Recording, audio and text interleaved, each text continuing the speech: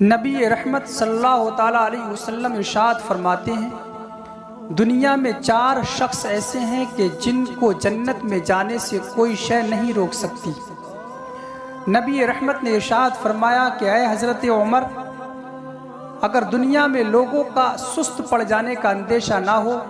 تو میں تم کو اجازت دوں کہ یہ بات دنیا کے گلی کوچوں میں بتا دو۔ نبی رحمت نے ان 4 اشخاص کا ذکر کیا اور ارشاد فرمایا، ان میں سے پہلا شخص وہ ہے جو اپنے ماں باپ کے ساتھ حسن سلوک کرتا ہے، اور دوسرا شخص وہ ہے کہ جس کی ذرائع آمدنی کم ہو اور اس کی اولاد زیادہ ہو، اس کے باوجود بھی اس نے اپنی اولاد کو کبھی حرام کا لقمہ نہیں کھلایا۔ اور جب کسی کی اولاد زیادہ ہو اور ذرائع آمدنی کم ہو تو حرام سے بچنا بہت مشکل کا کام ہوتا ہے۔ اللہ کے رسول صلی اللہ تعالیٰ علیہ وسلم کے ایک صحابی ہیں جن کا نام ہے حضرت ابو درداء۔ حضرت ابو درداء سے ارشاد فرمایا نبی رحمت نے کہ اے حضرت ابو درداء کہ تم صبح فجر سے پہلے اٹھ کر کے کیوں چلے جاتے ہو؟ تو حضرت ابو درداء نے ارشاد فرمایا کہ اے میرے سرکار، میرے گھر کے برابر میں ایک گھر ہے جس میں کھجور کا درخت ہے اور اس کی شاخیں میرے آنگن میں لٹکی ہوئی ہیں، اور سرکار آپ کو معلوم ہے اس وقت میں مدینے میں کھجور پکنے کا موسم ہے۔ رات کے پچھلے پہر میں جو ہوا چلتی ہے اس کی وجہ سے کھجوریں ٹوٹ کر میری آنگن میں گر جاتی ہیں۔ میں صبح فجر کے وقت سے پہلے اس لیے جاتا ہوں کہ ان کھجوروں کو اٹھا کر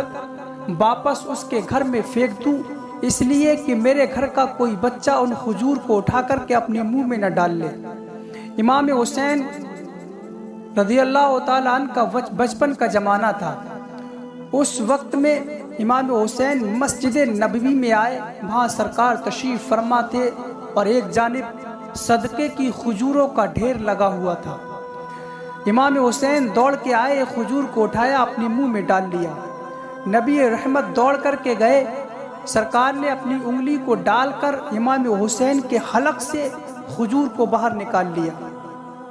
یہ سرکار صلی اللہ تعالیٰ علیہ وسلم کا قول ہے کہ اگر جس کی ذرائع آمدنی کم ہو اور اس کی اولاد زیادہ ہو تو اس نے اپنی اولاد کو کبھی حرام کا لقمہ نہیں کھلایا، اس کو بھی جنت میں جانے سے کوئی شے نہیں روک سکتی۔ تیسرا وہ انسان کہ جو اپنی گناہوں کی ایسی سچی توبہ کرتا ہے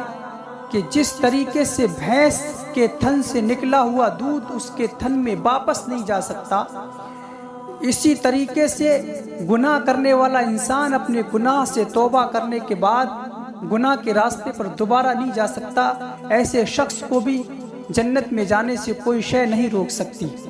اور چوتھی وہ عورت کہ جس نے اپنی پوری زندگی اپنے خاوند پہ نچھاور کر دی،